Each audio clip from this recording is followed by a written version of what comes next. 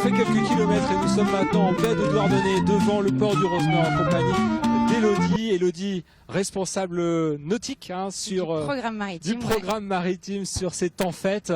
On voit, ça y est, c'est lancé, l'Hermione est arrivée, l'Étoile du Roi vient de la rejoindre. C'est un grand moment, ça fait 1 an qu'on prépare ça. L'Hermione, ça a été le sujet un peu clé. On avait vraiment envie de ce bateau. On travaillait énormément sur le siècle des Lumières en son honneur en grande partie. Aujourd'hui, avoir 3 bateaux emblématiques du XVIIIe siècle comme cela dans notre baie de Douarnenez, c'est formidable, quoi. Elodie, il va se passer plein de choses pendant toute la durée de tempête jusqu'au 24, hein, c'est ça? Ouais, c'est tout à fait ça. Il y a des batailles, peut-être d'ailleurs entre l'Hermione et l'Étoile du Roi. Qui sait lequel va couler.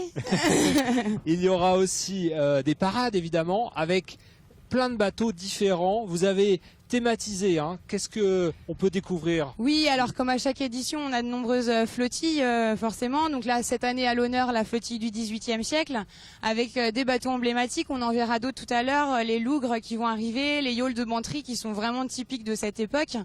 Et puis ensuite, on a évidemment les grands voiliers comme toujours, donc Casquelotte, Marité qui vont nous rejoindre dans la soirée, les goélettes de la Marine nationale. Petit espace aussi d'exposition là du port musée de Douarnenez qui a quand même rapatrié 2 bateaux de sa collection, donc qui sont sortis du port pour être avec nous et pour être visités chaque jour. Les visiteurs justement, ils pourront aller sur l'eau, hein. Évidemment, ils pourront aller sur l'eau, alors de manière différente, hein, le kayak, le paddle, ils pourront même aller sous l'eau avec la plongée, sur l'eau sur des voiliers traditionnels.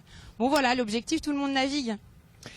Alors Elodie, évidemment, en temps fait, on parle des bateaux et vous avez proposé de découvrir plein de bateaux différents et avec le trait commun, si on peut dire, c'est l'aventure, quoi. L'aventure, ouais, l'histoire aussi, mine de rien, parce que finalement, tous ces bateaux-là, ils sont aussi là pour raconter des histoires. Donc aussi bien les bateaux de travail, la petite plaisance traditionnelle qui est aussi le développement la démocratisation de la voile traditionnelle. Enfin voilà, tous ils ont une petite histoire à raconter et c'est ça qu'on cherche à faire ici. Il y a un espace sur les Globetrotters aussi, ceux qui ont fait le tour du monde. Oui, exact, autour de Gypsy Moss et autour des Pendwick. On va essayer de raconter un petit peu la course au large des années 70.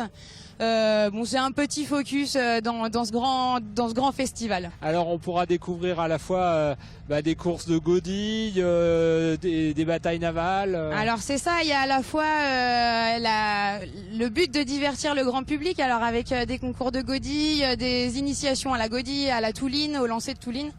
Et la touline, c'est le petit bout qui permet de... C'est exactement ça, c'est la petite boule qu'on lance sur les quais pour amarrer les bateaux. Et ensuite, il y a aussi le programme qu'on crée pour nos marins parce que ils sont là et ils ont aussi envie de s'amuser. Maintenant, faut trouver le juste milieu entre ils s'amusent et ils montrent ce qu'ils savent faire devant notre public qu'on voit nombreux. On le voit, il est là, bien présent pour regarder ce spectacle. Elodie, merci beaucoup.